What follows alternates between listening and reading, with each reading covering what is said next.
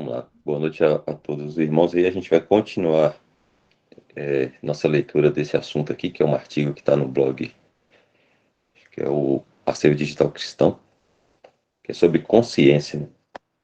E o primeiro tema de hoje aqui vai ser Nova Vida em Cristo. E aí diz assim: tendo em vista todo o declínio moral neste mundo, e até mesmo crentes podem levantar algumas questões, assim como fez Israel nos dias de Ezequiel. E ele vai dizer: visto que as nossas prevaricações e os nossos pecados estão sobre nós, como viveremos então?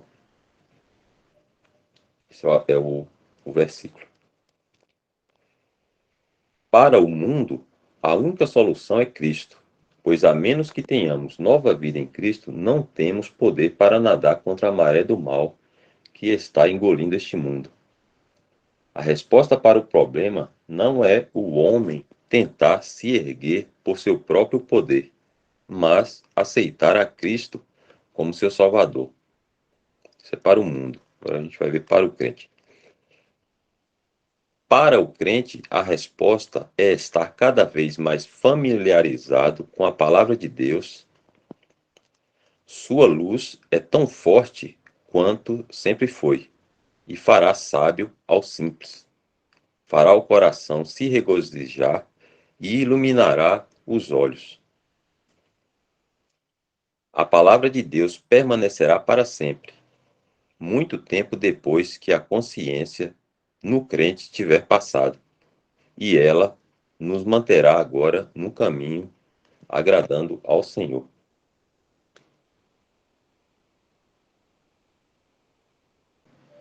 Você quer abrir esse versículo aí de Salmos, Dó? Não sei se ele já está aí no texto também, né?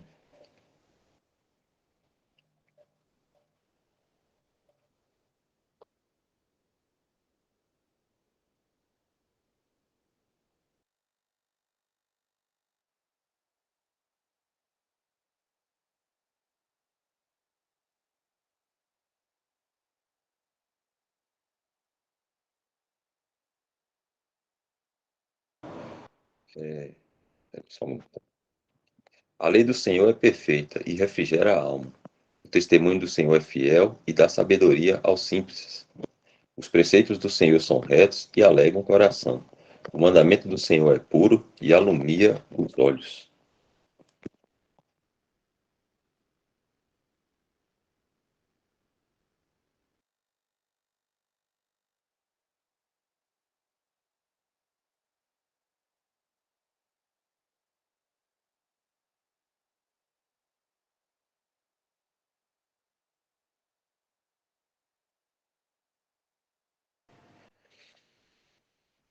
Se os irmãos quiserem que, como é um trechinho pequeno, né, que eu leia de novo com mais calma para os irmãos entenderem melhor, eu leio também.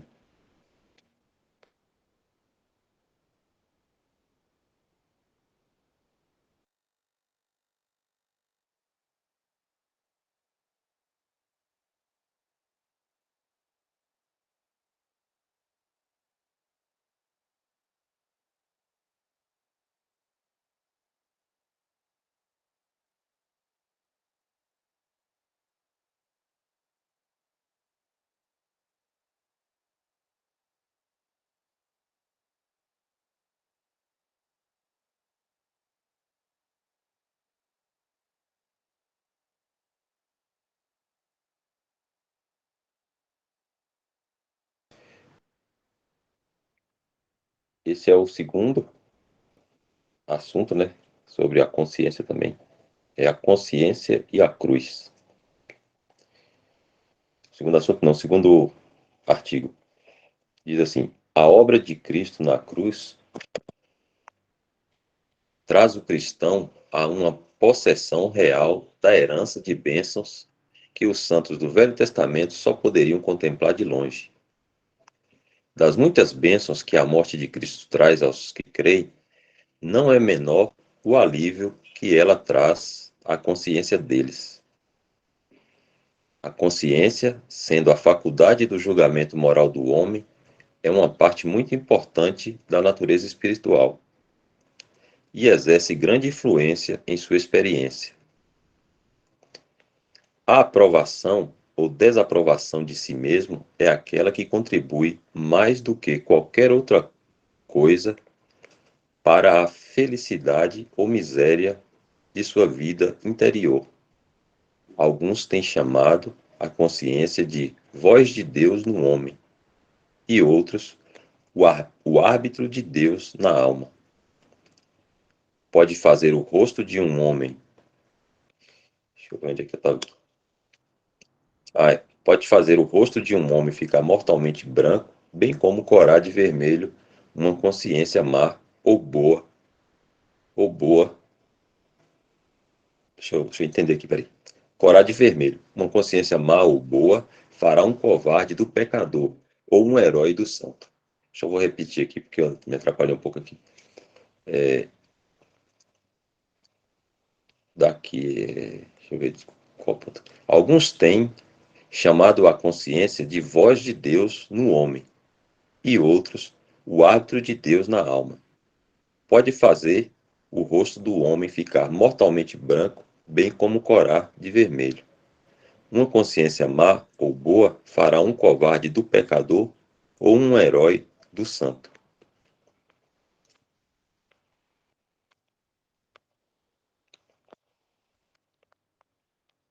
Ele segue dizendo: a tendência geral da religião judaica era trazer à atividade a consciência do homem, resultando no que é chamado de consciência dos pecados. Uma consciência iluminada quanto às reivindicações de Deus e, portanto, devido ao estado caído do homem, sobrecarregado com um senso de pecado. Não apenas a moral, mas a lei cerimonial e até os próprios sacrifícios oferecidos contribuíam para a recordação de pecados.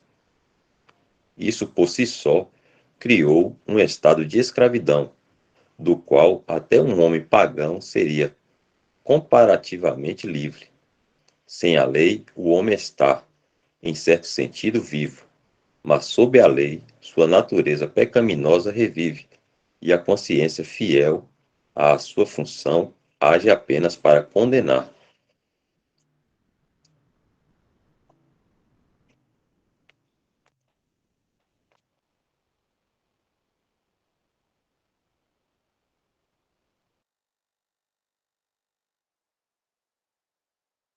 Vou parar um pouquinho aqui, porque se os irmãos tiverem algum pensamento, pode ficar à vontade. Se precisar ler de novo alguma coisa, posso só falar. Viu?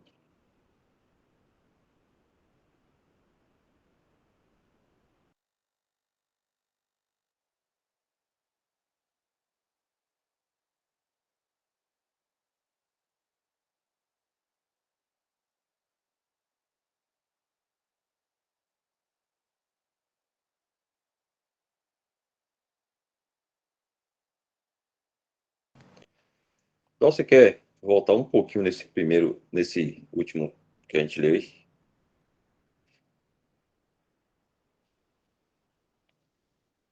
Mais um pouquinho para cima, por favor.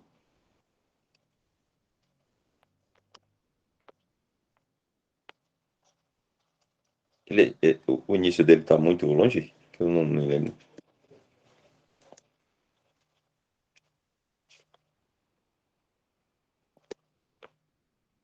Deixa eu ler com calma aqui para a gente tentar entender esse ponto que eu não trouxe. A obra de Cristo na cruz traz o cristão a uma possessão real da herança de bênçãos que os santos do Velho Testamento só podiam contemplar de longe. Das muitas bênçãos que a morte de Cristo traz aos que creem, não é menor o alívio que ela traz à consciência deles.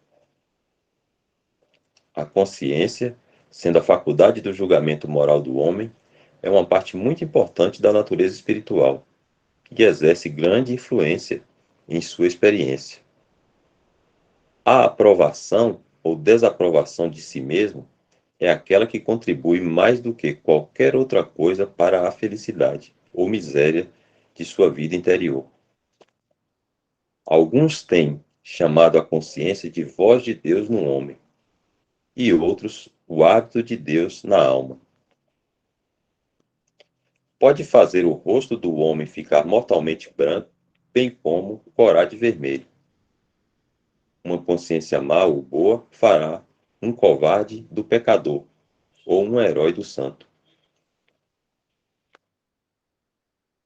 A tendência geral da religião judaica era trazer à atividade a consciência do homem, resultando no que é chamado de consciência dos pecados. Uma consciência iluminada quanto às reivindicações de Deus e, portanto, devido ao estado caído do homem, sobrecarregado com um senso de pecado.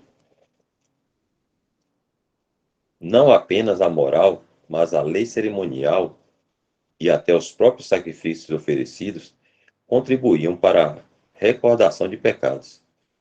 E isso por si só criou um estado de escravidão, do qual até um homem pagão seria comparativamente livre. Sem a lei, o homem está, em certo sentido, vivo, mas sob a lei, sua natureza pecaminosa revive, e a consciência, fiel à sua função, age apenas para condenar.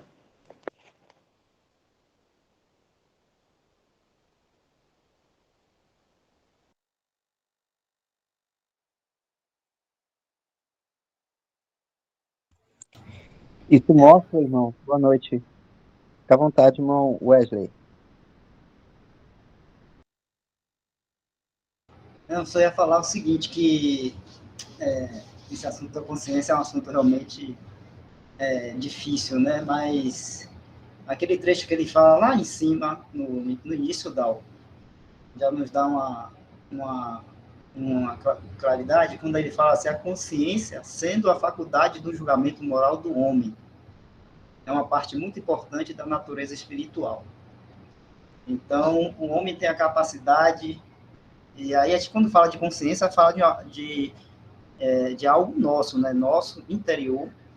A consciência, ela não está para julgar o outro, mas, vamos dizer assim, julgar a nós, ter consciência de nós mesmos, né? Por isso que a palavra é consciência, você ter ciência do seu estado, daquilo que tem no seu interior, vamos dizer assim. Então, essa consciência aí, sendo essa faculdade de julgamento, o irmão está dizendo aí é que a obra da cruz, aquilo que Cristo fez por nós na cruz, somente ela pode nos dar uma consciência, vamos dizer assim, uma consciência em paz, tranquila, uma consciência que não vai nos condenar a nós mesmos, né? Não vai. Por quê? Porque a obra da cruz nos faz ter esse entendimento de que a salvação em Cristo Jesus, ela não depende do nosso estado, ou do que a gente faz, ou do que a gente pensa, né? A salvação, essa obra de Cristo Jesus, só dependeu dele. Ele fez, ele salvou, e aí, né, o que vai garantir ao homem ter usufruir dessa salvação que já foi feita é a fé, né? Essa graça por meio da fé. Então, mesmo que muitas vezes alguns cristãos, cristãos sinceros, creem no Senhor Jesus, né, sinceramente e aceitam, e estão vivendo por aí com um estado de consciência atormentado, né, porque eles caem naquilo que era do povo judeu, né? Aí descendo aí, né? A tendência geral da religião judaica. Então, o que acontecia com o povo judeu na época da lei? Né? O homem, Deus deu a lei para o homem para mostrar a ele que ele é pecador e que ele, né? Ele não podia fazer nada, nenhuma obra para mudar essa situação dele de pecador. Por quê? Porque a lei só trazia a consciência do homem, né, o pecado, porque a lei dizia assim, não matarás, não roubarás, não adulterarás. Então, trazia a consciência deles aquilo que era pecado, aquilo que era contrário à vontade de Deus. Trazer essa luz, esse entendimento. Só que a lei, ela não dava o poder ao homem de não pecar, de não adulterar, de não fazer aquilo que é contrário à vontade de Deus. Ela não dava esse poder, ela só mostrava e condenava. Então, a consciência era ativada com relação à questão do pecado, e o homem, então, via que era pecador. E, como pecador, né, o salário do pecado é a morte, ele estava numa situação de, vamos dizer assim, de morte. Então, por isso que até ele fala aí, ó, um homem pagão, porque o homem pagão aí, que era o gentil, ele não tinha a lei de Deus. Aí ele fala aí que o homem pagão, ele tinha até a consciência dele mais aliviada do que um israelita, vamos dizer assim. Por quê? Porque ele não tinha a lei de Deus, então a consciência dele não era, vamos dizer assim, ativada para a questão do pecado, a questão moral, né? E aquilo que era moralmente correto, segundo os padrões de Deus.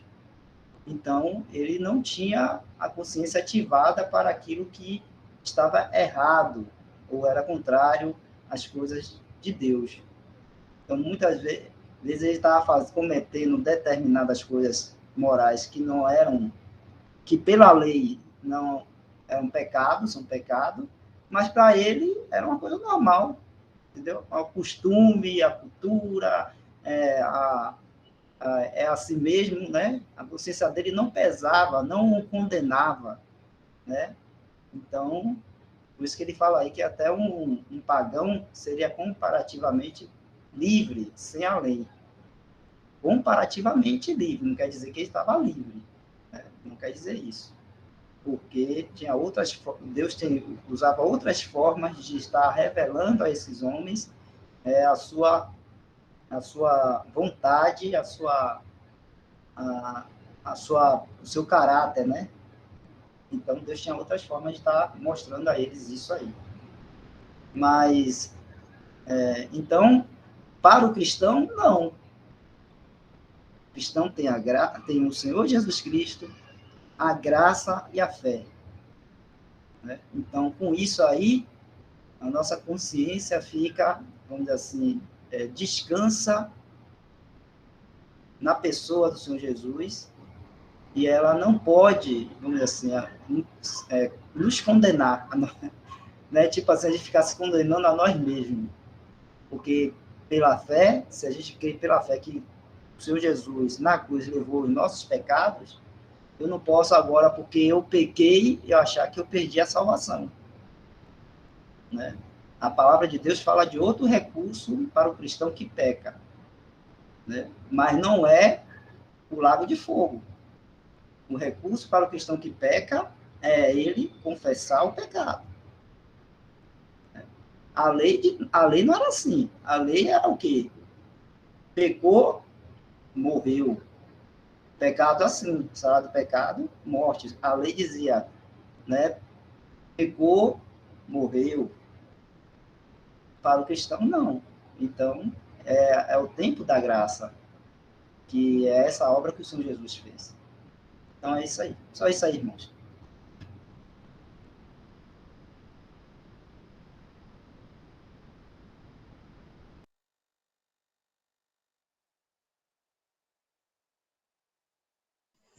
Então, isso mostra para gente, irmãos, que essa liberdade de servir, de viver para Deus com uma consciência purificada, isso só pôde acontecer após a obra de Cristo, que já consumou a obra. Ou seja, passado, feito apenas uma vez. Que, inclusive, esse assunto, ele é tratado especialmente na Epístola aos Hebreus, porque justamente os judeus, quando deixavam a religião judaica para começar a seguir a doutrina do cristianismo, que aí o Evangelho de João mostra muito essa transição, até da fala do próprio Senhor Jesus, quando ele fala, por exemplo, a mulher em Samaria, no poço, em João 4, falando que não seria em Jerusalém onde iria se adorar, e a adoração seria em espírito e em verdade. Isso mostra no Evangelho de João justamente essa transição entre a religião judaica e no cristianismo, onde se mudaria toda uma perspectiva da adoração terrena para a adoração do povo celestial de Deus, que é a igreja, a qual somos nós, o povo celestial. Então acontece que a consciência purificada que aconteceu conosco, nós tivemos essa consciência purificada diante de Deus quando nós cremos no Evangelho da Graça, porque nós entendemos que nós já não devemos nada para Deus. A dívida que tínhamos, ela foi apagada, porque Cristo pagou essa dívida em nosso lugar. E aí eu lembrei até de Colossenses 1, o irmão Dal pode ler, por gentileza. Eu acho que deixa eu ver aqui onde é exatamente. É Colossenses 2, verso 14.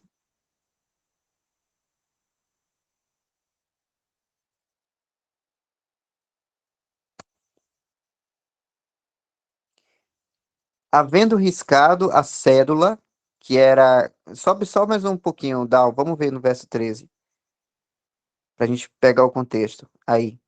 E quando vós estáveis mortos nos pecados e na incircuncisão da vossa carne, vos vivificou juntamente com ele, perdoando-vos todas as ofensas, havendo riscado a cédula que era contra nós nas suas ordenanças, a qual de alguma maneira nos era contrária, e atirou no meio de nós, cravando-a na cruz. Inclusive, tem até a ver com o subtítulo que nós lemos agora, a consciência com relação à cruz de Cristo.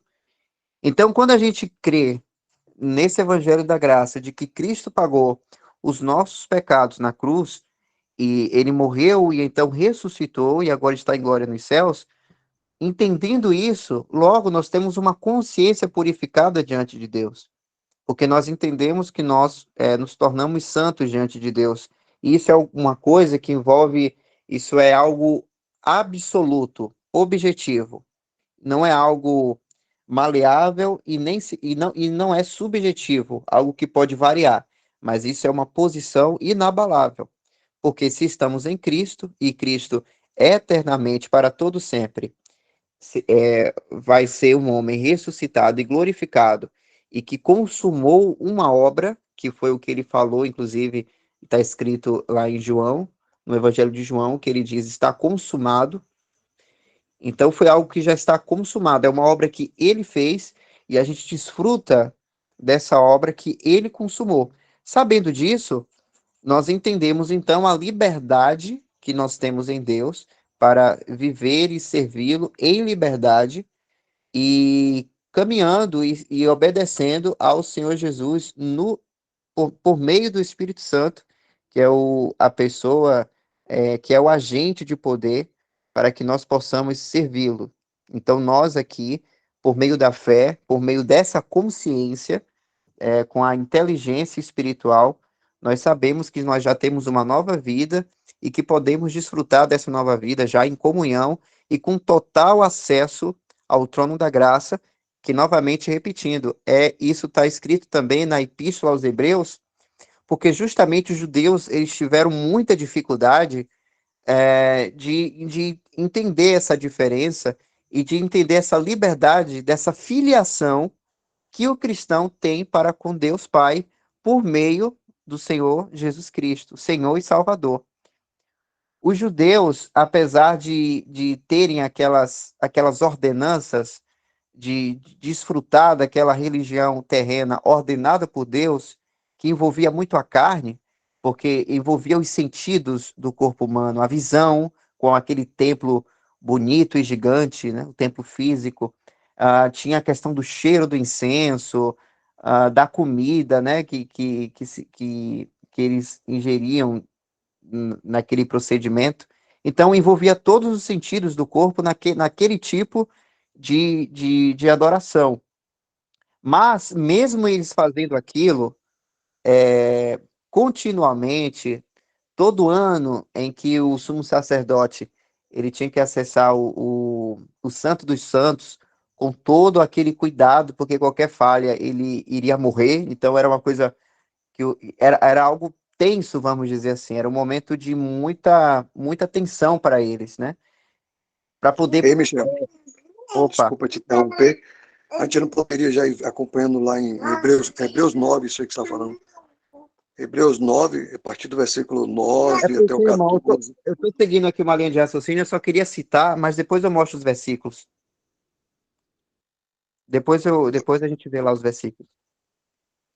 Então, quando se fazia esses sacrifícios, aqueles judeus, eles não tinham uma consciência purificada, porque justamente era uma recordação dos pecados, e a gente viu isso no texto lá, no próprio tópico que o irmão Elton leu, diz que eles tinham uma lembrança do pecado. Então, irmãos, é imaginar o seguinte: eles não tinham a sensação e eles não tinham, inclusive, o conhecimento de que eles eram salvos e de que eles eram libertos, porque quando eles faziam aquele ato religioso, eles percebiam que eles eram incompletos. E aí tem um versículo aqui que eu separei para a gente ler, que é em Hebreus capítulo 7, verso 19. Irmão Dal, por gentileza.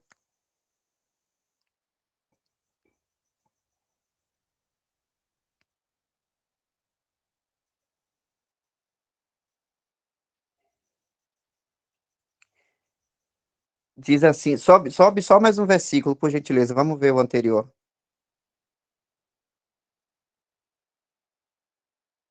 Não, vamos ler o 19 mesmo. Pois a lei nenhuma coisa aperfeiçoou, e dessa sorte é introduzida uma melhor esperança pela qual chegamos a Deus. Olha aí a questão. A lei que foi recebida ali pela pessoa de Moisés, que foi o fundamento que a nação de Israel teve, né? Foi a luz que Deus entregou para os israelitas, para que eles pudessem obedecer a Deus, mas é interessante a gente ver aí que Hebreus diz que a lei nenhuma coisa aperfeiçoou e nem aperfeiçoa. A lei, ela só acusa. Então, sabendo que tudo que os israelitas faziam eram com base na lei, nos procedimentos práticos ali, do que envolvia o tabernáculo e toda aquela questão do cordeiro, que tinha que ser um cordeiro limpo, entre outras regras, que tudo isso, inclusive, era uma imagem, era uma figura do próprio Senhor Jesus que veio, né, que realizar essa obra perfeita, mas quando eles faziam isso, eles não tinham uma consciência purificada. Isso justamente acusava a consciência deles. Por quê, irmãos? Aí eu já levo um outro versículo, que é falado, irmão Dal, lá em Gálatas, capítulo 2. Não, perdão, Gálatas não. É Tiago. É Tiago, capítulo 2, verso 10.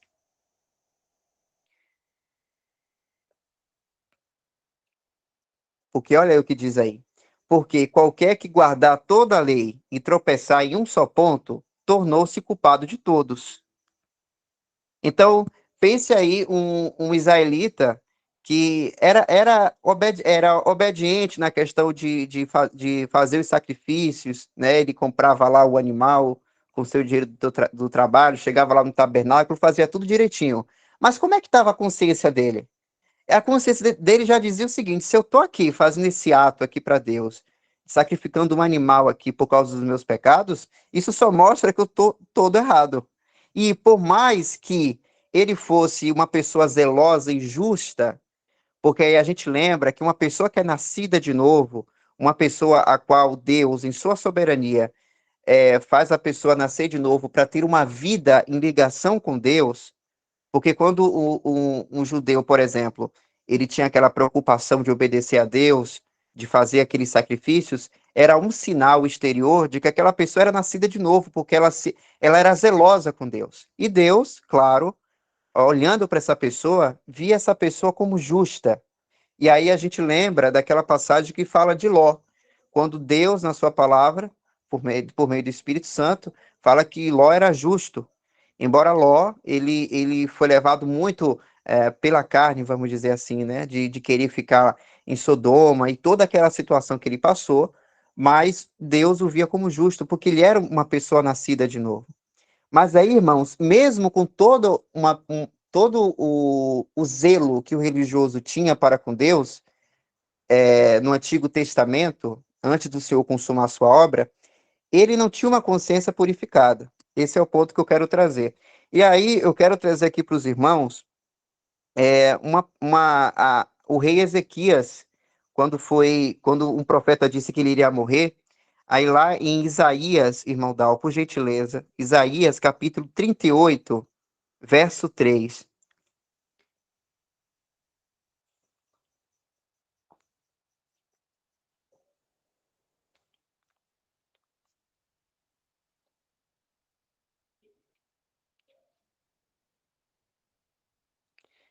Vamos ver a partir do verso 1, Dal, por favor, desculpe.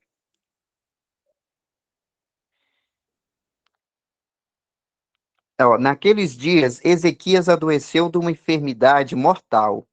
E veio a ele Isaías, filho de Amós, o profeta, e lhe disse: Assim diz o Senhor: põe em ordem a tua casa, porque morrerás e não viverás. Então virou Ezequias o seu rosto para a parede e orou ao Senhor. E disse: Senhor, lembra-te, peço-te, de que andei diante de ti em verdade e com coração perfeito, e fiz o que era reto aos teus olhos. E chorou Ezequias muitíssimo. Pronto, até aí. Irmãos, quando a gente olha aqui essa oração que Ezequias fez, a forma como ele ora já mostra para a gente de como era a consciência de uma pessoa que seguia a Deus nessa época. Porque a pessoa não tinha certeza que quando morresse, ela ia viver eternamente com o Senhor. Porque quando Ezequias ora assim, Deus, eu peço para o Senhor, por favor, que lembra das coisas que eu fiz por ti, que eu andei contigo com um coração perfeito, que é te obedecendo.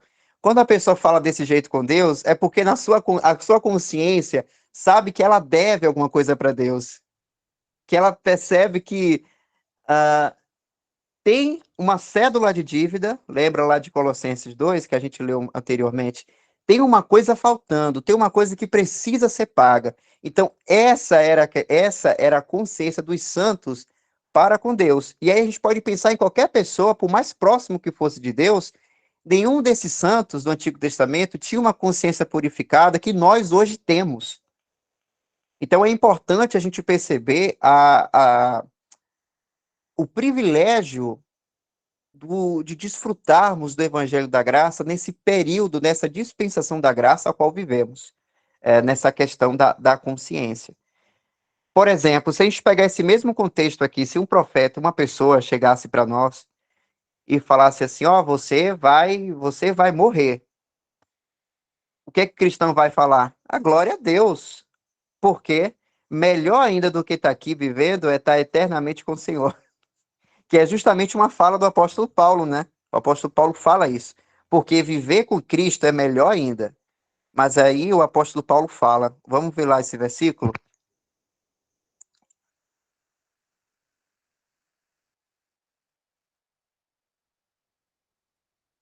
É Filipenses 1, verso 21, Dal, por favor.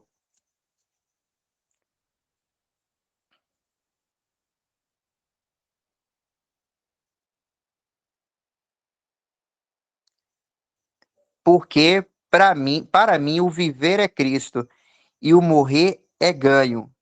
Mas se o viver na carne me der fruto da minha obra, não sei então o que devo escolher. Mas de ambos os lados estou em aperto, tendo desejo de partir e estar com Cristo, porque isto é ainda muito melhor. Irmãos, nenhum santo do Antigo Testamento falaria isso, porque a morte para o santo era uma coisa que envolvia era mistério, ele não sabia o que iria acontecer. O santo poderia achar que ia entrar em julgamento. E ele não tinha certeza do que é que Deus iria tratar com ele. E isso é uma coisa que, infelizmente, muitas pessoas acham ainda hoje, mesmo com a luz da palavra de Deus, mesmo com o evangelho da graça sendo pregado para lá e para cá, muita gente, até em pessoas, em denominações cristãs, religiosas, tem esse pensamento do medo da morte, de não querer morrer com medo do que Deus vai falar para ela. Isso é o quê? Uma consciência que não é purificada diante dela, porque só Cristo, é isso que o texto que o irmão Elton leu, estava querendo dizer, que somente o Senhor Jesus pode purificar a consciência de uma pessoa para com Deus. Porque a gente vê o que o Senhor Jesus fez por nós. E aí eu dei o exemplo aqui, irmãos, do rei Ezequias, de como ele orou a Deus com essa relação de insegurança, né, do que aconteceria com ele depois da morte. E aí um outro exemplo que eu dou aqui, uma outra pessoa, é de Jó. Abre lá, Dal, por gentileza, Jó, capítulo 9. Todo o capítulo a gente pode ver, pode ser uma expressão de como o santo de Deus, ele via como era a consciência para com o santo. Desculpa, como era a consciência do santo para com Deus antes da obra de Cristo. Olha o que Jó diz. Então Jó respondeu e disse: na verdade, eu sei que assim é. Porque como se justificaria o homem para com Deus? Se o homem quiser contender com ele, com Deus, nem a uma de 1000 coisas lhe poderá responder. Ele é sábio de coração, poderoso em forças. Quem se endureceu contra ele e teve paz?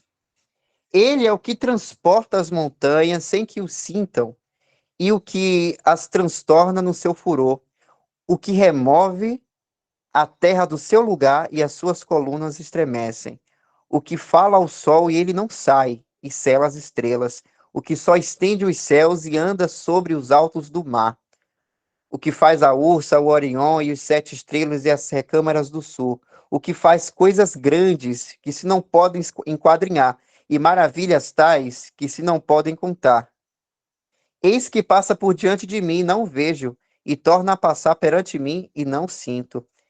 Eis que arrebata a presa, quem lhe fará restituir? Quem lhe dirá o que fazes?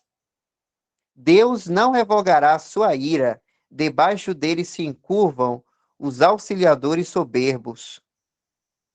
Quanto menos lhe poderei eu responder ou escolher diante dele as minhas palavras. Aqui já está expressando, irmãos, a pequenez do homem, a inutilidade do homem de querer chegar para Deus, que é tão grande e poderoso, e aí Jó dá essas características do que Deus faz na sua criação, porque o Antigo Testamento foca muito na glória de Deus como criação, porque até então não tinha a glória de Deus como redentor, né? É a glória de Deus na redenção, na pessoa de Cristo. Mas aí, irmãos, Jó, ele fala essas grandezas que Deus faz. Então, imagine, como é que o homem poderia chegar para Deus e se justificar de alguma coisa? Não vai. E aí Jó continua, né? No verso 15 aí. A ele, ainda que eu fosse justo, eu não lhe responderia. Antes, ao meu juiz pediria misericórdia. Ainda que chamasse e ele me respondesse, nem por isso creria que desse ouvido à minha voz, porque me quebranta com uma tempestade e multiplica as minhas chagas sem causa. Nem me permite respirar, antes me farta de amarguras. Quanto às forças, eis que ele é o forte, e quanto ao juízo, quem me citará com ele?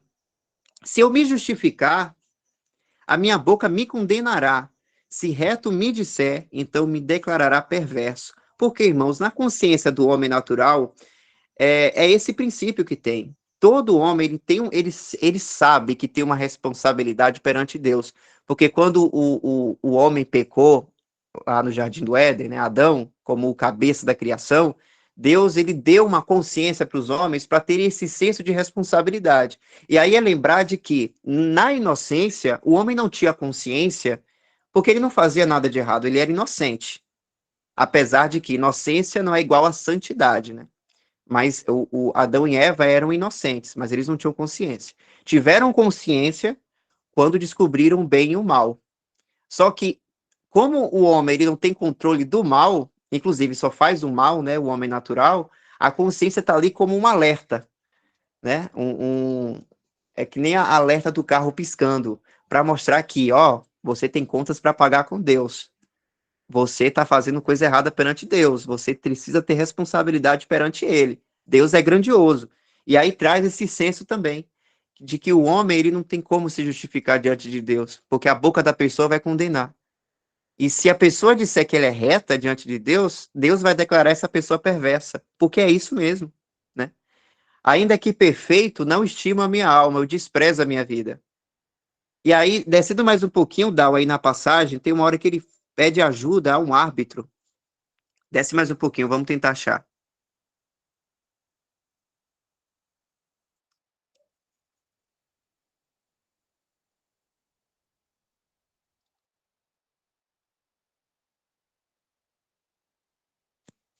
Aqui. Porque, no verso 32, porque ele não é homem como eu, a quem eu responda, vindo juntamente a juízo. Não há entre nós árbitro que ponha a mão sobre nós ambos. Tire ele a sua vara de cima de mim e não me amedronte o seu terror. Desce mais um pouco, por favor, irmão. Então falarei e não temerei, porque assim não estou em mim. Olha, Jó, ele fala assim, Deus, ele não é homem que possa ter que dá uma ideia de defesa, né? Ele já fala que precisaria de um homem como ele e que possa ser um mediador. Inclusive tem outra passagem, Jó, que fala disso. Um árbitro que pudesse mediar dele com Deus para agir misericórdia. Irmãos, isso é claramente a figura do Senhor Jesus Cristo. O Senhor Jesus Cristo foi feito homem para justamente ser semelhante a nós. E, inclusive, foi necessário ele se tornar homem para poder realizar a obra de redenção. Isso, inclusive, é falado lá em Hebreus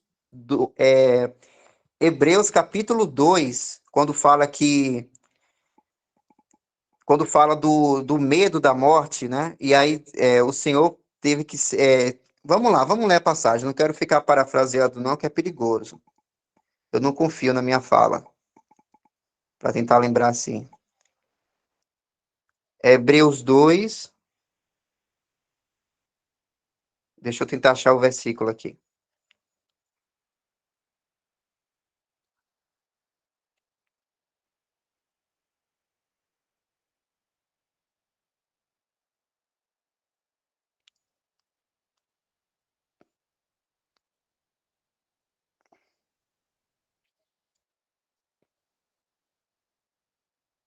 Aí, verso 14, dá, o Hebreus 2, 14. E, visto como os filhos participam da carne e do sangue, também ele participou das mesmas coisas, para que pela morte aniquilasse o que tinha o império da morte, isto é, o diabo, e livrasse todos os que, com medo da morte, olha aí a questão dos santos do Antigo Testamento, né, o medo que tinha de morrer, estavam por toda a vida sujeitos à servidão. Desce aí, Dal, mais um pouco, por favor. Porque, na verdade, ele não tomou os anjos, mas tomou a descendência de Abraão, pelo que convia que em tudo fosse semelhante aos irmãos, para ser misericordioso e fiel sumo sacerdote naquilo que é de Deus, para expiar os pecados do povo. Porque naquilo que ele mesmo sendo tentado... Desce aí, Dal, por favor, mais um pouco. Porque naquilo que ele mesmo, sendo tentado, padeceu, pode socorrer aos que são tentados. Olha aí, irmãos, então aquilo que Jó falou, lá há muito tempo atrás, antes do Senhor ter vindo, né, a gente percebe que isso foi cumprido já. O Senhor se tornou homem para justamente ser o nosso representante, o nosso mediador. E aí tem a passagem que o apóstolo Paulo escreveu, dizendo que não há outro nome, né? Porque o Senhor Jesus Cristo é o nosso mediador para com Deus, né? Aqui eu estou parafraseando porque o versículo não é assim exatamente. Mas aí, irmãos, então percebem que a nossa consciência hoje ela é purificada, porque Cristo realizou essa obra, então a gente pode falar que nós não temos medo da morte, da separação, porque a gente sabe que nós vamos estar com Deus, nós vamos viver eternamente com Ele. E a gente pode falar isso com toda certeza, porque digna de toda aceitação é essa palavra, né? Como o apóstolo Paulo repete muitas vezes quando vai se tratar do Evangelho. Até aqui, irmãos. Obrigado.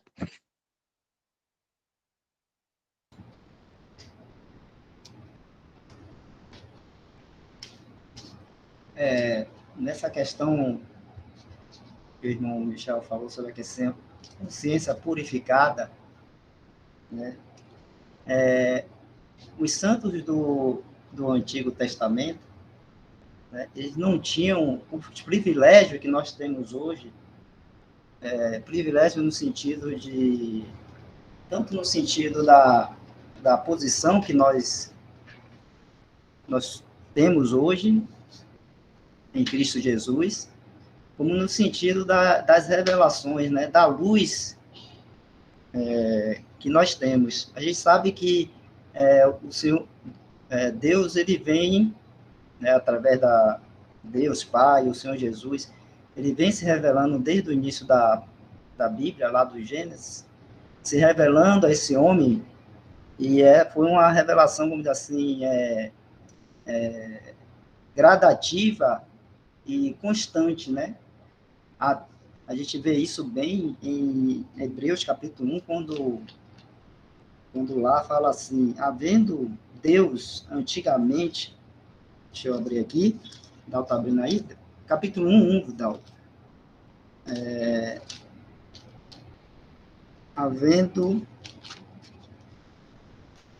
Havendo Deus antigamente falado muitas vezes, de muitas maneiras aos pais, pelos profetas, a nós falou nesses últimos dias pelo Filho, né? Os irmãos falam que temos traduções, melhor seria aí, a nós falou-nos nesses últimos dias na pessoa do Filho. Então você vê que Deus veio se revelando, falando aos pais, pelos profetas e tudo mais, mas chegou o tempo em que a própria pessoa do Filho de Deus veio, né, se fez carne e habitou entre nós, e aí a luz veio ao mundo e ele se revelou, a própria pessoa. Então, isso, vamos dizer assim, o grande ápice aí de revelação e de luz para o mundo, e depois, né, depois disso, né, porque o Senhor Jesus veio, morreu numa cruz, ressuscitou ao terceiro dia e agora está assentado à destra de Deus, em glória, ele vai, forma a igreja, e também para a igreja, nesse tempo da graça, nos dada revelações grandiosíssimas, que o povo de Israel não tinha, né? Que o povo de Israel não tinha. Mas, então eu quero colocar assim essa questão da consciência purificada. A consciência para os santos do Antigo Testamento, ela, vamos dizer assim, um pouco mais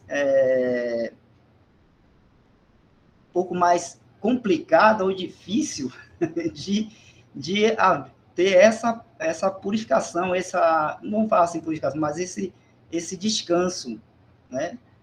Claro que tanto lá como hoje, tudo isso passa pela fé, passa pela pessoa do Senhor Jesus e pela fé. Vou explicar por quê, né? Então, passa pela pessoa do Senhor Jesus e pela fé. Tanto é assim que ainda hoje nós temos cristãos, crentes, que a sua consciência não está purificada, não está aliviada. É salvo, mas, né, ele pensa que pode perder a salvação a qualquer instante, a qualquer momento. E o medo da morte aterroriza esse crente.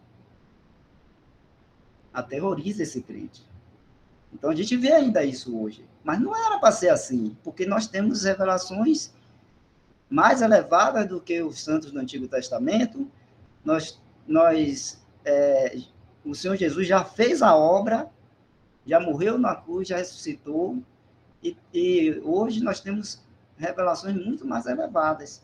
Os santos do Antigo Testamento não tinham. Então, como eles poderiam ter essa consciência purificada, aliviada nas coisas concernentes a Deus, a ser aceito por Deus? Né? Também pela pessoa de Cristo. Porque a obra de Cristo, ela serve não só para nós, daquele momento, seguindo para o futuro. A obra de Cristo, ela cobre tanto aquele momento presente e aí dali em diante, como também o passado. Todos os santos do Antigo Testamento que morreram, né, e estão salvos hoje, eles estão salvos por causa da obra de Cristo Jesus. Mas o Senhor, quando eles morreram, o Senhor Jesus ainda não tinha morrido na cruz, mas eles morreram nessa fé da pessoa do Senhor Jesus Cristo. Vou explicar como. Vamos lembrar lá de Abraão. Abraão é considerado o pai da fé. Não existia ainda a lei na época de Abraão, mas ele foi chamado ali o pai, né, da fé, vamos dizer assim. E a gente lembra até um grande exemplo, porque Abraão teve essa questão com a fé, de até ser chamado, né, o pai da fé aí.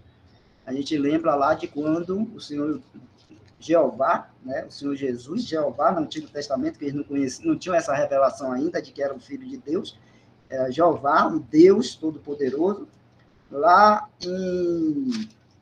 em Gênesis, quando ele manda Abraão, ele pede a Abraão para sacrificar Isaac, né, o seu único filho.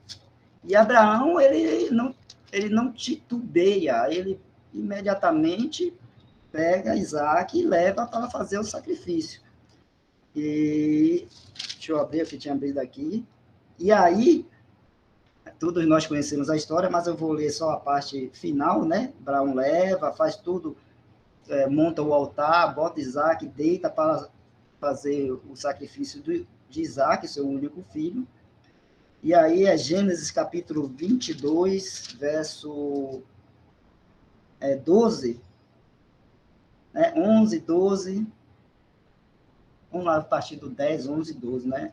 E Dal vai botar aí, ou eu preciso ler aqui, Dal? Aí, ó. Então ele fala assim: estendeu Abraão a sua mão e tomou o cutelo para imolar o seu filho. Mas o anjo do Senhor lhe bradou desde os céus e disse a Abraão: Abraão, Abraão, e ele disse: eis-me aqui. Então disse: não estenda a tua mão sobre o moço e não lhe faça nada, porquanto agora sei que temes a Deus e não me negaste o teu filho, o teu único.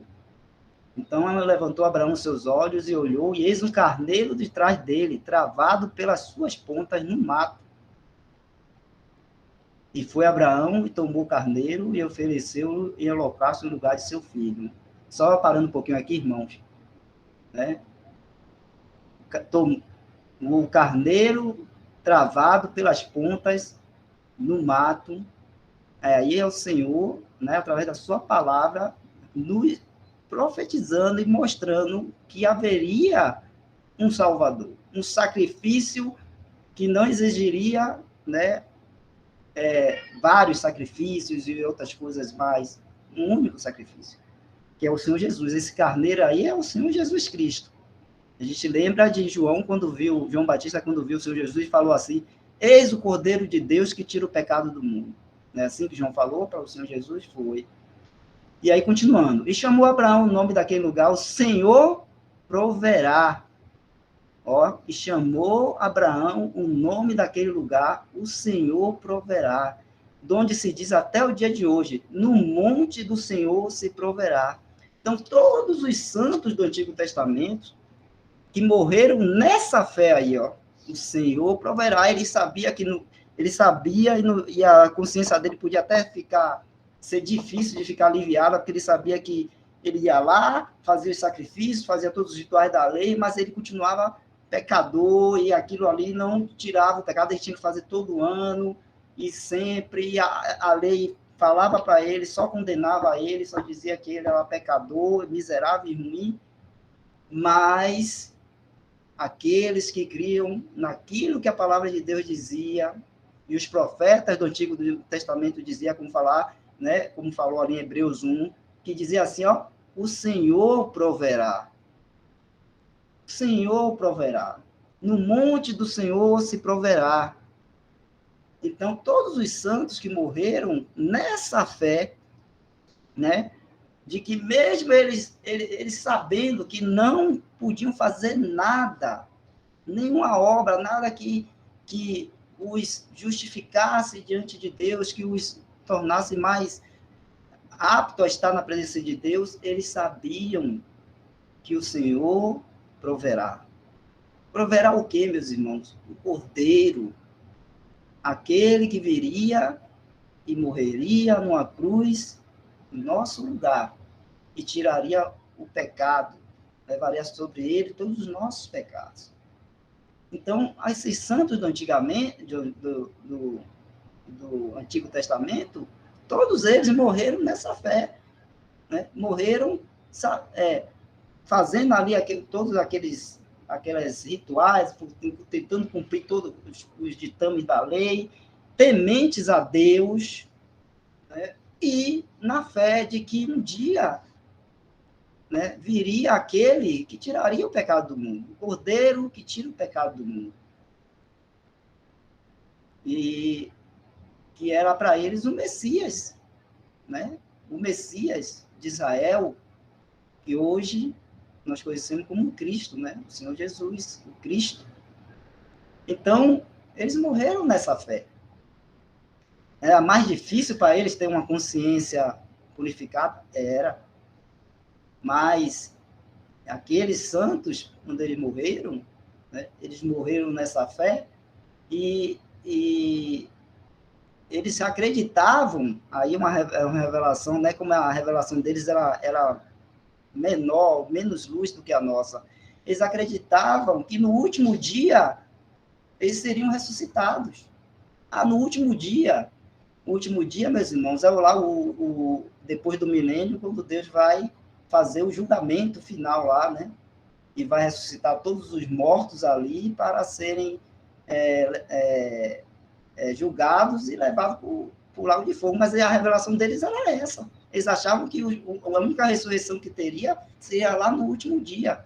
A gente vê isso lá quando o Senhor Jesus foi ressuscitar até Lázaro, e acho que é Marta ou é Maria que fala para ele, eu sei, Senhor, que no último dia ele vai ressuscitar, uma coisa dessa, deixa eu ler aqui em João. Então, era o entendimento deles, era aquela luz que ele tinha, era pequena, era menor do que a nossa, sim, era menos, mas era nessa fé aí, entendeu? João, Evangelho de João, deixa eu abrir aqui para a gente não falar errado aqui, é quando o Lázaro vai ser ressuscitado, né? Aí, Dal já botou aí, disse-lhe Marta, disse-lhe Jesus no 23, teu irmão há de ressuscitar. Aí disse-lhe Marta, eu sei que há de ressuscitar na ressurreição do último dia. Esse é o entendimento do povo de Israel, dos santos lá do Antigo Testamento, que haveria uma ressurreição no último dia. Né? E aqueles que fossem aceitos por Deus, santos que creram, morreram nessa fé de que, né, viria o Messias, aquele que ia tirar o pecado do mundo, o Cordeiro, que creram na fé de que Deus proverá, né? Deus proverá, no seu monte santo Deus proverá. Todos esses pensavam nisso aí. Aí no último dia eles iam ser ressuscitados. Né? Aqueles que morreram nessa fé iam ser ressuscitados para a vida. Mas nós temos hoje uma revelação maior, melhor do que a deles. A gente sabe que o Senhor Jesus, né, ele vem e vai ressuscitar todos esses santos do Antigo Testamento e todos os da fé, né, nesse tempo da graça, do corpo de Cristo, que os santos do corpo de Cristo que morreram, né, vão ressuscitar quando o Senhor Jesus vier para arrebatar a sua igreja. Eles vão ressuscitar primeiro. E nós que estivermos vivos, teremos nossos corpos transformados, subiremos e encontraremos com o Senhor Jesus nas nuvens. Mas eles não tinham essa revelação. Eles não tinham, mas naquele pouco que eles tinham de luz e de revelação, se eles morreram nessa fé, aqueles santos morreram nessa fé de que Deus proverá. Deus proverá o quê, meus irmãos? A salvação. Porque deles mesmos, ninguém conseguia ser salvo, ou se salvar, ou salvar um homem. Mas Deus proverá. Por isso que a obra da cruz do Senhor Jesus Cristo, ela abrangeu tanto os santos do Antigo Testamento, como os dali em diante. Aqueles que estavam vivos ali no momento que o Senhor Jesus morreu na cruz e depois ressuscitou, nós que não tínhamos ainda nem nascido, cada um de nós aqui não tínhamos nem nascido, não tínhamos pecado, não tínhamos feito nada, então não éramos nascidos. A obra da cruz do Senhor Jesus vale para nós hoje, né? Então, morrer nessa fé aí, né? Morrer com esse entendimento de todos os santos lá do Antigo Testamento, até hoje, quem tem essa luz, tem esse entendimento, e por fé recebe isso, e crê nessa pessoa do Senhor Jesus, né? A morte não vai pesar a nossa consciência. O medo da morte não vai estar pesando em nossa consciência. Não vai. Temos esse descanso de que temos vida no Senhor Jesus Cristo. E a morte, como até o irmão Mário falou ontem, né? A morte é só um meio, uma ferramenta, um instrumento para nos levar para perto do Senhor. Todos nós que hoje cremos no Senhor Jesus. Então, para a gente estar atento a isso, né? Deus proverá. Vamos dizer assim, nessa fé que aqueles santos do Antigo Testamento viveram e depois morreram, e hoje o espírito dele está com o Senhor, né? Mas no dia do arrebatamento eles vão ser ressuscitados, né? Vão ser ressuscitados e vão estar com o Senhor. Jó, né? Jó é um livro, o irmão Michel citou Jó aí, se não me engano, é o mais antigo da Bíblia. Acho que Jó é até antes de Abraão, ele viveu antes de Abraão, se eu não me engano, Jó. E você vê que a fé, né, de Jó, a fé em Deus, no final do livro de Jó, como a gente foi citado aí, Jó, né, a gente vai ler aqui, lá no final do livro de Jó, no capítulo, se eu não me engano, 44, deixa eu ver aqui, 42, no verso 1 ao 6. Então respondeu Jó ao Senhor e disse: bem sei eu que tudo podes, e nenhum dos teus pensamentos pode ser impedido. Tem até uma música muito bonita com esse verso, né? Então, bem sei eu que tudo podes, e nenhum dos teus pensamentos pode ser impedido. Quem é aquele, dizes tu, que sem conhecimento encobre o conselho? Por isso falei do que não entendia, coisas que para mim eram maravilhosíssimas, e que eu não compreendia. Escuta-me, pois, e eu falarei. Eu te perguntarei, e tu ensina-me. Com o ouvido meus ouvidos ouvi, mas agora te veem os meus olhos. Tá vendo? Só até aí, dá. Com ouvidos dos meus ouvidos ouvi, mas agora te veem os meus olhos. Os olhos da fé. Né? Jó não estava vendo Deus ali, né? Mas ele, depois de passar por toda aquela prova, né, ele pôde, então, falar aí no final, né, com os ouvidos dos meus ouvidos ouvir. É como a gente fala assim, eu ouvi falar de fulano de tal, né? Como a gente vê falar aí de muitas pessoas famosas, ouvi falar, um dia você está, sei lá, no aeroporto, aí você vê ele, eu vi, antes eu tinha ouvido falar dele, agora eu vi. Então, a mesma coisa Jó aí, ó. Ele, com o ouvido, meus ouvidos, ouvi. Mas agora te vê os meus olhos, porque ele teve agora essa experiência tão marcante, né? Depois de passar por toda a prova que ele passou, ele teve essa experiência tão marcante com Deus, e aí ele pode chegar no final e dizer, mas agora te veem os meus olhos. Então, Deus agora está sendo uma coisa muito mais real na vida de Jó, muito mais marcante na vida dele. Essa pessoa de Deus, a gente sabe que é o Senhor Jesus. Mas eles não tinham essa revelação nessa época, nem de que era Jeová, ainda não era Jeová aí. Né? Deus se revelou como Jeová para o povo de Israel lá na saída do Egito, né? Através de Moisés e Arão, que falou, né? Jeová. Mas aí era o Deus eterno, criador de todas as coisas.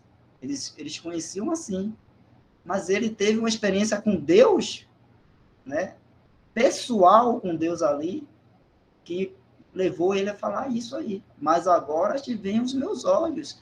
Então, Jó entendeu e creu que a salvação dele estava nesse Deus, que nós hoje temos uma revelação muito mais melhor e mais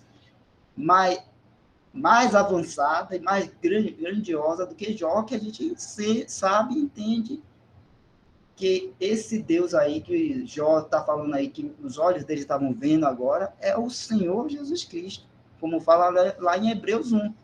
Né? Havendo Deus antigamente falado a nós através dos pais e profetas, hoje nos fala na pessoa do Senhor Jesus. Havendo Deus antigamente falado muitas vezes e de muitas maneiras aos pais pelos profetas, a nós falou nesses últimos dias na pessoa do Filho. Então, o que pode dar ao homem, pode aliviar a consciência do homem, uma consciência que está pesada, que está acusando, condenando, né? Uma consciência que não lhe dá alívio. O que pode trazer alívio à consciência de um homem? A pessoa do Senhor Jesus Cristo. A pessoa do Senhor Jesus Cristo. Só ele. Né? Ele fez a obra, né? E ele, né? A pessoa do Senhor Jesus faz isso ainda hoje para todos nós. Fez pelos do Antigo Testamento, no sentido de ter mostrado a eles que ele viria para salvar, ele é o Salvador, ele é o provedor que provê a salvação, né? E para nós hoje, mostrando a nós que ele fez essa obra e que ele nos salvou. Então, somente Cristo, né, e sua obra maravilhosa, né, dá alívio à consciência do homem, né, do homem pecador, do homem que está aí perdido em seus delitos e pecados. E, então, só o Senhor Jesus Cristo crê no Senhor, nessa fé, e aí ter essa consciência, vamos dizer assim, purificada, como o irmão Michel falou, e assim aliviada do peso que ela traz, né, com o pecado. Só isso aí, irmãos.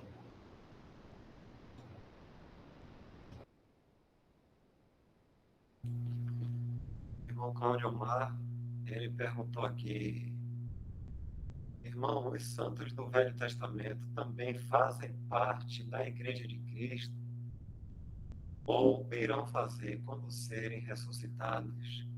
O Elton quer responder, Elton? Seu microfone tá ruim, viu, Dal?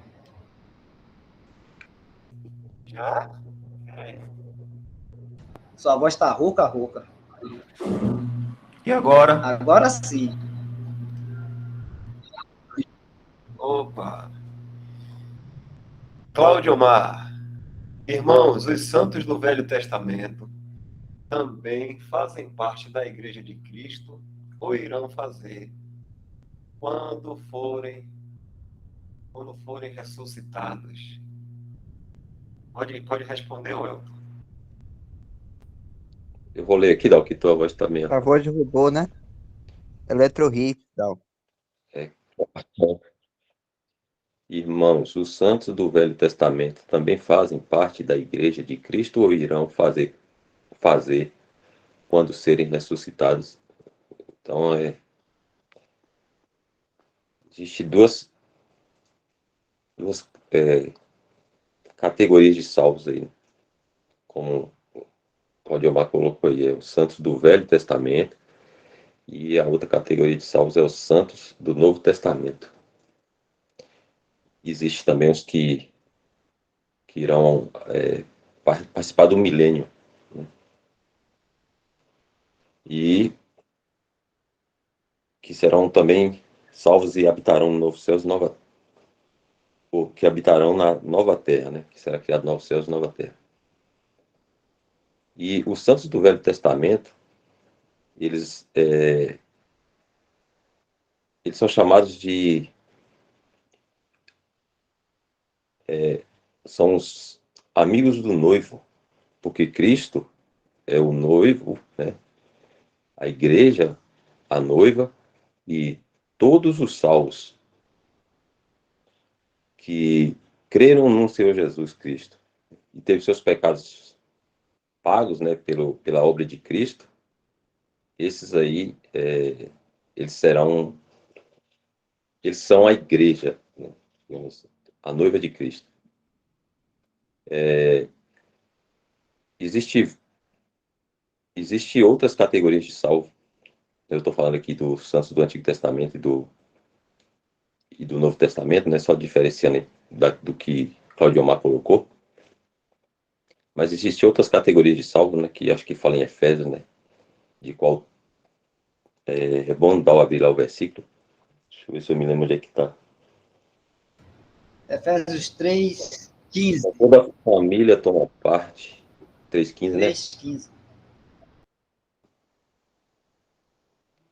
Aí entra abortos, incapazes, né, de compreender o evangelho. Se eu tiver, essa aí. Do qual toda a família nos céus e na terra toma o nome. Toma o nome, né? Então, toda a família. Então, cada família, cada grupo, né, de salvos. Acho que João também fala na casa do meu pai há várias moradas. Várias moradas, né? Então, desses grupos de salvos aí, os do Antigo Testamento, eles são chamados aí de o- os amigos do noivo, e os salvos do Novo Testamento é a noiva, ou a igreja, né? Então, simplificando aí, são classes diferentes de salvos, né? A igreja, ela só faz parte, todos aqueles que creram no Evangelho da Graça, né? E, e foram salvos pela fé no Senhor. Se algum irmão tiver mais alguma coisa que ajuda a entender.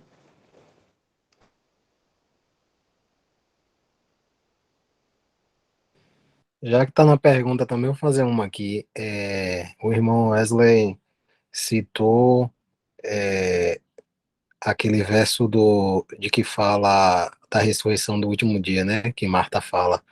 Eu queria saber onde que tem, qual é o livro do Antigo Testamento, que Marta, no caso, sabia, né? Porque foi do Antigo Testamento, não do Novo. Onde tem isso aí? Seus irmãos sabem.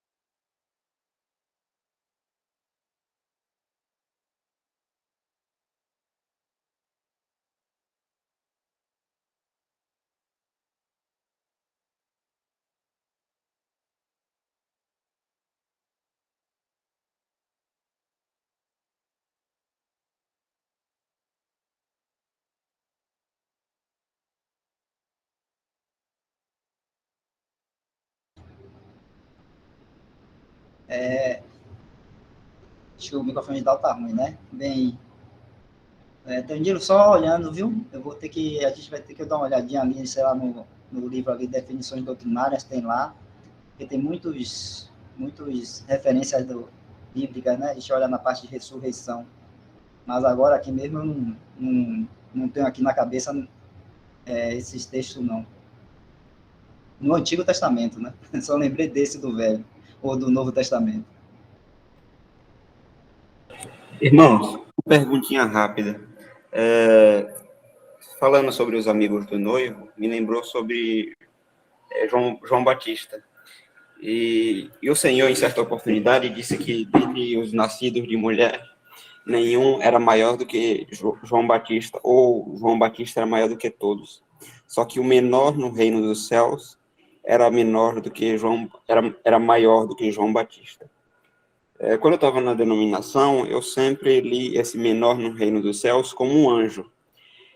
Só que hoje, eu não sei se esse menor no reino dos céus seria a partir daquele momento que o Senhor estava falando sobre o reino dos céus, no tempo dispensacional que a gente chama hoje da igreja, se são esses que são, a partir desse momento, maiores do que João Batista, ou se realmente o Senhor estava se referindo aos anjos.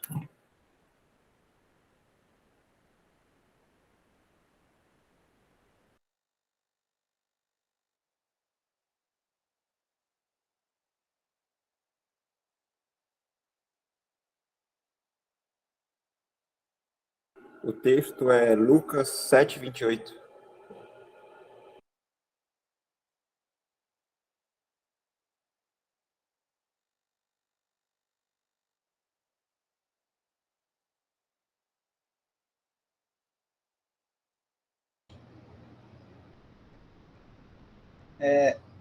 Só vou responder uma parte, né? Que ali não está se referindo aos anjos, não, porque até em Hebreus a gente vê lá falando, né, que os anjos eles são maiores em força e poder, né, do que os homens. Eles foram criados assim.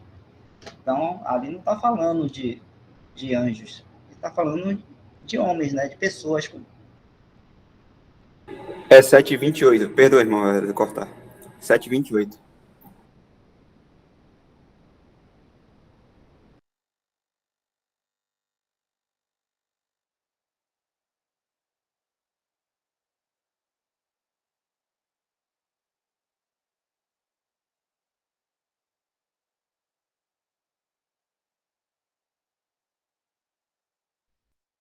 Só aproveitando esse intervalo, irmãos, que o irmão Danilo perguntou sobre a parte da ressurreição. Acredito que Ezequiel 37 fala essa parte da ressurreição do Velho Testamento. Você quer que eu leia aqui, Dal? Você tá lendo aí? Porque a voz tá baixinha.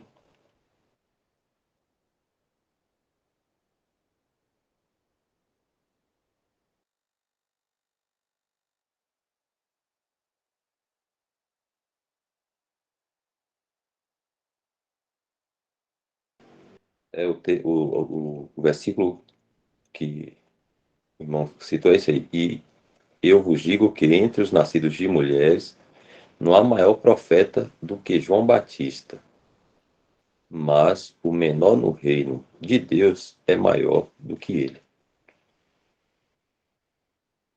Os irmãos falam que esse maior aí é no sentido de revelação e posição também, né? Como os irmãos estavam falando aí da questão dos santos do Antigo Testamento, do Novo Testamento. E, por exemplo, quando a gente lê Efésios, o iniciozinho lá, vai falar que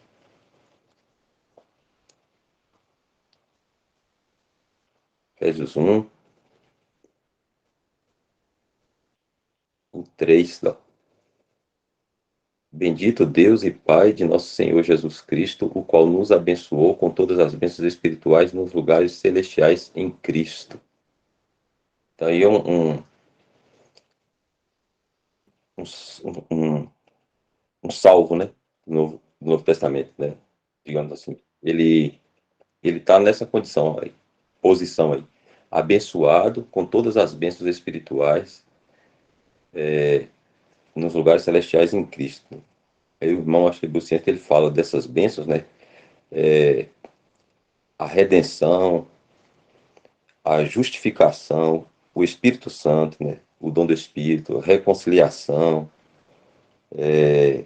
vida eterna, libertação, filiação, que é uma bênção, por exemplo, que os santos do Antigo Testamento não tinham.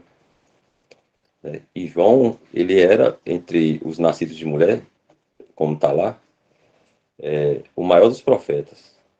Mas um santo, né, do Novo Testamento, aqueles que, que eu me esqueci como é que está lá no versículo, nós temos, né, em posição e revelação muito mais do que eles tiveram. Então, por isso que o mais recente convertido, né, converteu há 5 minutos, ele é maior nesse sentido aí, de posição e também de revelação.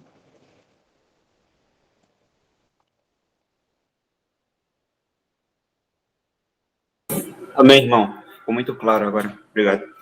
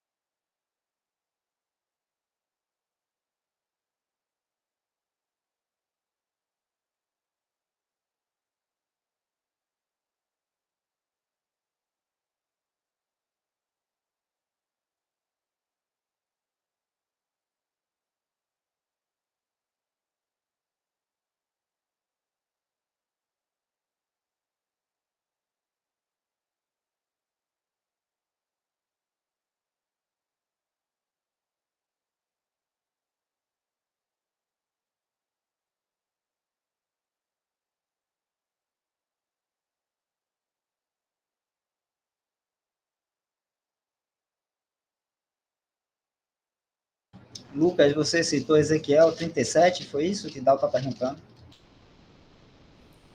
Isso. Lá fala sobre a ressurreição, quando o Senhor fala para ele profetizar, né? A vida estava morta.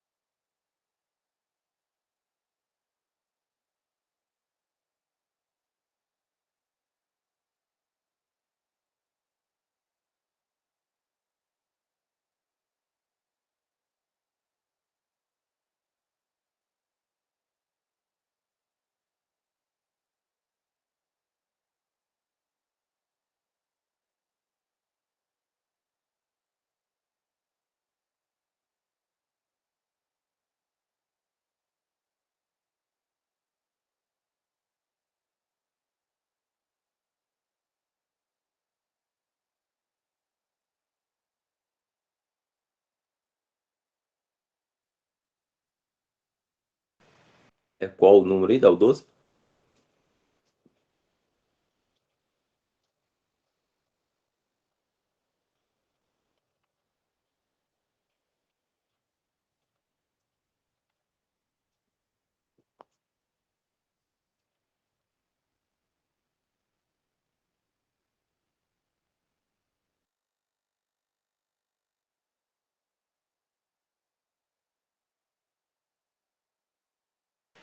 Tu, pois, ao filho do homem, toma um pedaço de madeira e escreve nele, por Judá e pelos filhos de Israel, seus companheiros. E toma outro pedaço de madeira, né, e escreve nele, por José, vara de Efraim, e por toda a casa de Israel, seus companheiros.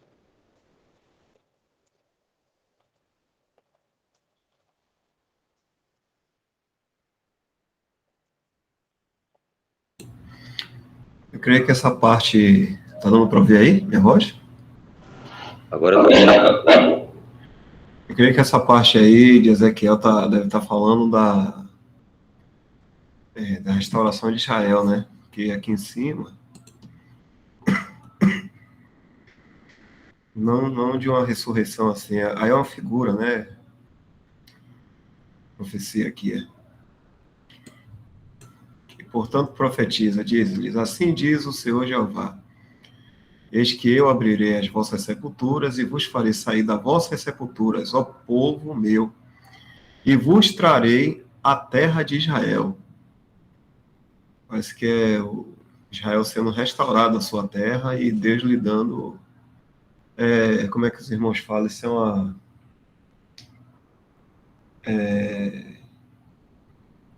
ressurgimento dessa nação, né? Agora como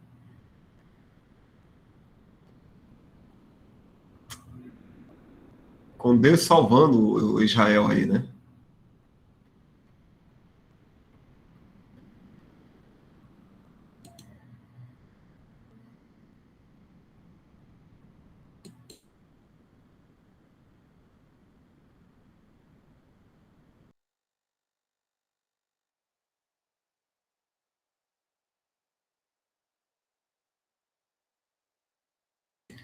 Mas isso aí que Danilo até perguntou, depois a gente vê com calma, porque o Senhor fala, né, nos evangelhos, fala sobre ressurreição dos últimos dias, né, ressurreição no último dia, melhor dizendo. E como o Wesley falou, né, o Senhor está tratando ali com os judeus ali, então faz parte ainda do Antigo Testamento. Mas quando Paulo recebe a revelação do Senhor, ele já não fala de ressurreição de último dia, mas sim ressurreição de entre os mortos e em fases, né? Em etapas, né? Primeiro, 3 etapas, somente dos salvos. Primeiro foi o Senhor Jesus ressuscitando as primícias, depois aqueles que pertencem a Ele, e depois aqueles que são martirizados na grande tribulação, os mártires da grande tribulação são ressuscitados também. Eles fazem parte da primeira ressurreição, que é somente de salvos. E os outros são ressuscitados, que são os condenados para a segunda morte, né? E não fala de uma ressurreição, segunda ressurreição, mas fala para a segunda morte, né? Porque ressurreição é para a vida, né? Então os irmãos explicam muito bem, né, que não se fala para aqueles condenados como ressurreição, mas sim para eles vão voltar com os seus corpos, alma, espírito, mas se fala de segunda morte porque eles vão estar sem a presença de Deus eternamente, vão ser lançados no lago de fogo. Então, não se faz referência de vida, a vida que a gente leva em conta realmente, verdadeira, é a vida de Deus, né? Então, a palavra não coloca como a segunda ressurreição, mas sim ressurreição de mortos para a segunda morte. O irmão Ramon colocou aí, ó, Daniel 12, de 2 a 3, está falando sobre a ressurreição. Deixa eu ler então aqui. E muitos do que dormem no pó da terra ressuscitarão, uns para a vida eterna e outros para a vergonha e desprezo eterno. Os que forem sábios, pois resplandecerão como o fulgor do firmamento. E os que a muitos ensinam a justiça como as estrelas sempre e eternamente, né? Aqui ele fala, ele não dá essa divisão como a gente conhece na doutrina de Paulo. Só diz assim: muitos dos que dormem no pó da terra ressuscitarão, uns para a vida eterna e outros para a vergonha e desprezo. Tem mais alguma referência aqui? Deixa eu ver. Isaías 26, 19, Eric botou aqui: os teus mortos e também o meu cadáver, viverão e ressuscitarão. Despertai e exultai dos que habitais no pó, porque o teu orvalho será como o orvalho das ervas, e a terra lançará de si os mortos. Então, o Senhor Jesus aqui fala, né? Sobre a ressurreição do último dia, né? Com os judeus. Pode falar, alguém ia falar aí?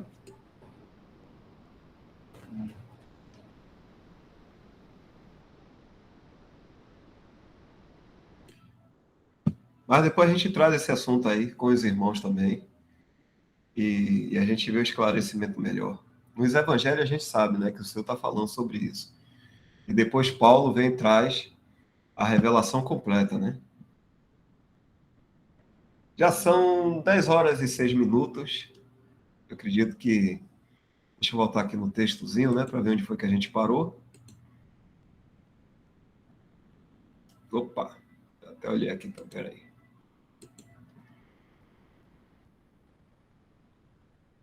Aqui. Onde nós paramos mesmo, Elton, lembra? Volta um pouco, então, por favor. Essa libertação vai ser a próxima. Ah, ok. Então a gente pega daqui, né? Na próxima vez. Tá aí, então, vou copiar aqui. Tá anotado. Tá anotado aí, Eric? Valeu, Eric. Aqui eu mando aqui para os irmãos também, você anota aí direitinho. Beleza, irmãos? Deixa eu tirar aqui a gravação.